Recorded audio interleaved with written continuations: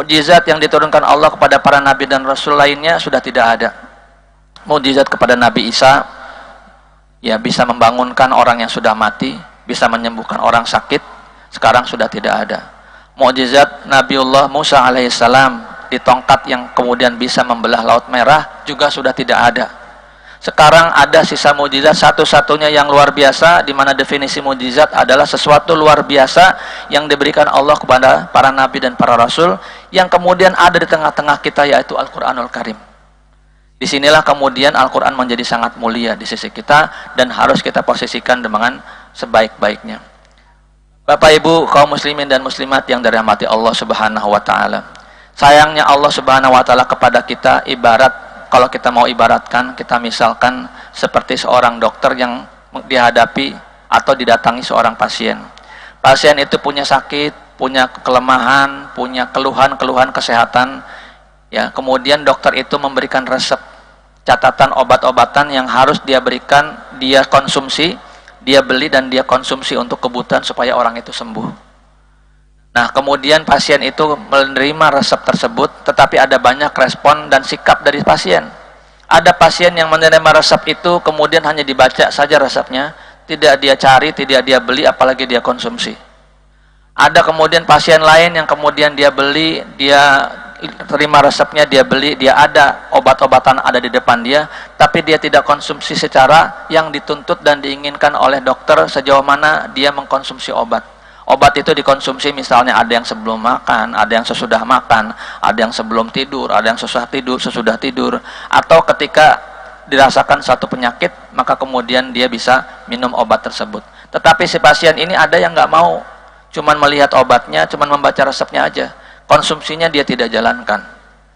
Kira-kira dua orang seperti ini akan mengalami perubahan nggak dalam kondisi kesakitannya itu? Yang pasti jawabannya tidak, karena obatnya tidak diperlakukan seperti seharusnya dia konsumsi. Yang ketiga, orang itu dapat resep, kemudian dia cari obatnya, ada obatnya, kemudian dia minum. Kemudian saran-saran lain juga dokter menyarankan dia untuk jaga makanan, kemudian juga untuk olahraga dan sebagainya, dia ikuti juga. Insya Allah pasien yang seperti ini akan juga berkunjung baik dengan izin Allah, lebih baik, lebih sehat. Nah, Bapak Ibu yang dirahmati Allah Subhanahu wa taala, permisalan seperti ini contoh yang sebenarnya sangat jauh kalau kita gabungkan dengan Al-Qur'anul Karim yang sangat luar biasa. Tapi ini sebagai ilustrasi yang lebih memudahkan kita memahami bahwa Allah Subhanahu wa taala itu sayang sama kita. Sayang dengan manusia, sayang dengan umat Islam, dan tahu akan banyak problematika yang dihadapi dalam kehidupan umat Islam. Karena itu Allah Subhanahu wa taala turunkan Al-Qur'anul Karim yang saat ini mukjizat itu sampai kepada kita dan terpelihara kepada kita selama ribuan tahun, selama ratusan tahun, 1400-an tahun. Berbeda dengan kitab-kitab suci agama lain yang banyak kemudian dirubah dan kemudian disimpangkan secara tidak kita ketahui siapa yang menyimpangkannya. Tetapi Al-Quran, alhamdulillah Bapak Ibu semuanya, dari zaman dulu sampai hari ini tetap teksnya tetap terpelihara, nasnya, dan kemudian kita bisa terima secara utuh. Kembali dalam konteks kita menyikapi Al-Quran, Bapak Ibu semua, karena Allah Subhanahu wa taala sayang kepada kita, maka kemudian Allah turunkan Al-Qur'anul Karim kepada kita. Ada permisalan lain yang kemudian Allah sebutkan di dalam Al-Quran dalam surat Al-Hasyr, bahwa Al-Quran ini mempunyai energi yang luar biasa. Allah Subhanahu wa taala menyebutkan, "Lau anzalna hadzal Qur'ana 'ala jabalin la ra'aitahu khashi'an mutasaddian min khasyatillah wa tilkal amsalu nadribuha lin-nas la'allahum yatafakkarun."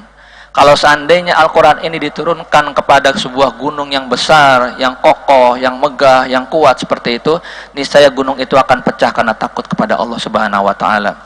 Allah kemudian menggambarkan permisalan ini bukan permisalan kosong, bukan permisalan yang khayalan, tetapi benar-benar disajikan agar manusia, agar kita ini berpikir.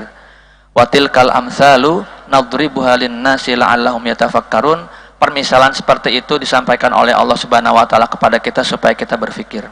Ini artinya Bapak Ibu dan saudaraku semuanya, Al-Qur'an ini mempunyai kekuatan yang luar biasa. Bukan kekuatan yang hanya digambarkan secara khayalan, tetapi benar-benar kekuatan yang luar biasa yang bisa melahirkan perubahan-perubahan besar dalam diri kita, juga dalam masyarakat kita, dan dalam masyarakat yang lebih luas lagi. Bapak Ibu yang dirahmati Allah Subhanahu wa taala, kemudian demikian hebatnya kekuatan Al-Quran, Rasulullah SAW juga pernah bersabda, Innallaha yarfa'u bihadzal kitabi aqwaman wa yadh'u bihi akharin. Sesungguhnya Allah Subhanahu wa taala bisa meningkatkan derajat sekelompok orang, sekelompok umat dengan Al-Qur'an ini, dan bisa merendahkan kelompok yang lain juga dengan Al-Qur'an.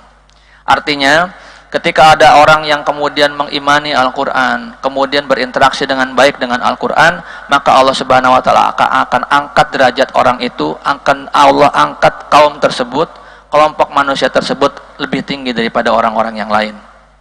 Karenanya dengan Al-Quran kita bisa lebih hebat, dan dengan Al-Quran juga orang bisa lebih rendah.